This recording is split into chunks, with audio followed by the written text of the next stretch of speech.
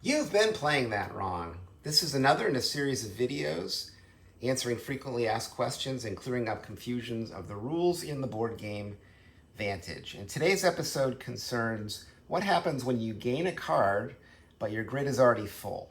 So in this case, my 3x3 grid is full. I've turned some cards over and hidden some cards to limit the spoilers. And as we can see, let's move this spoiler shield over just a little.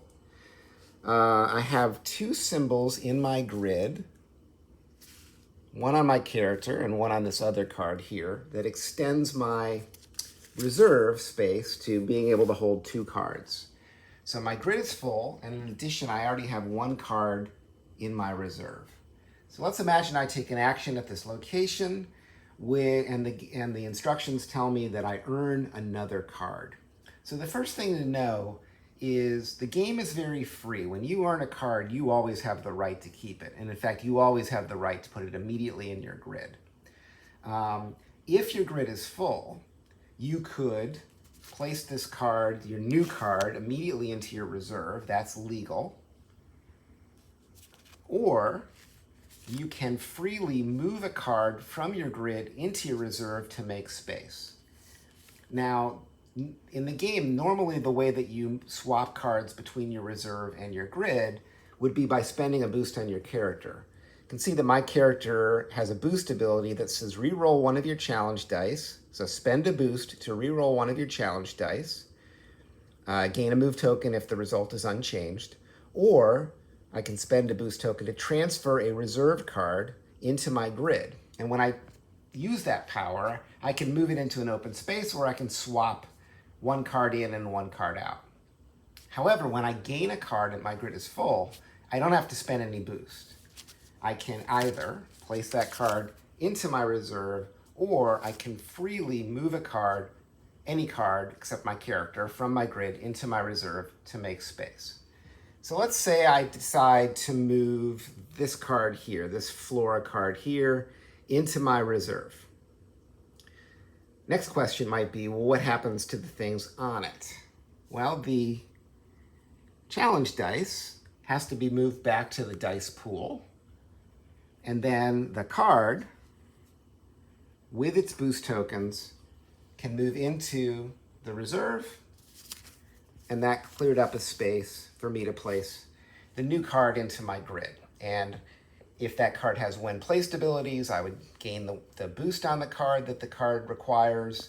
If it has any kind of abilities like interacting with adjacent cards, then where I place it would trigger those abilities.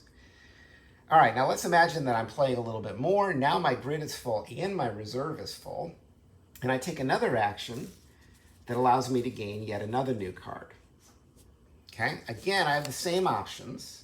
Even though my reserve is full, I could place the new card into my reserve, or I could decide to move a card from my grid into my reserve.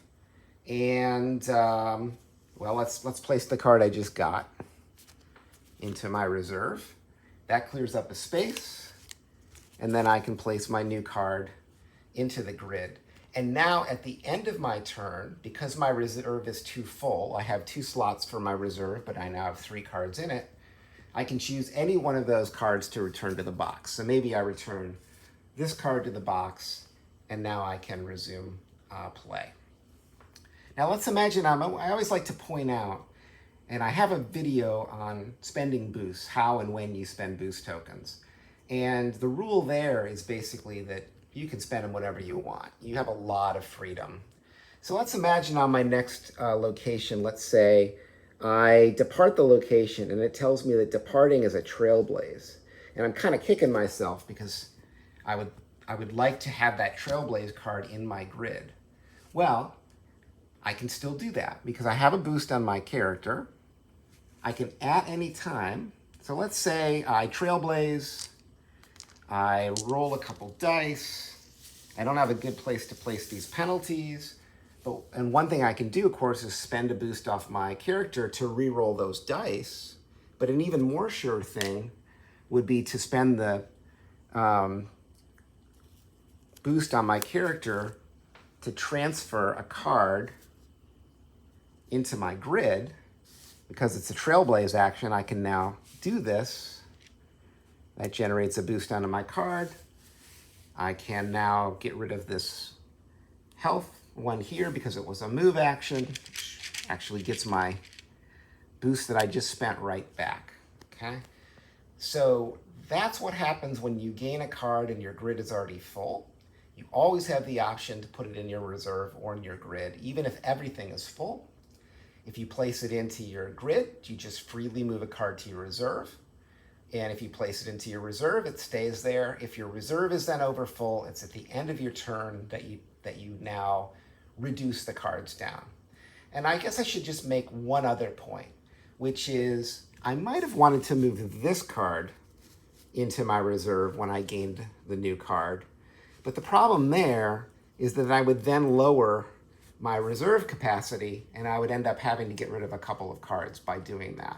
So when you're moving cards to your reserve, do check and make sure that you're not reducing your capacity, because none of the icons, none of the dice slots, none of the powers or abilities of cards are active when they're in your reserve, and that includes the icon that would increase your reserve capacity. So that's more about how you gain cards when your grid is already full in the board game Vantage.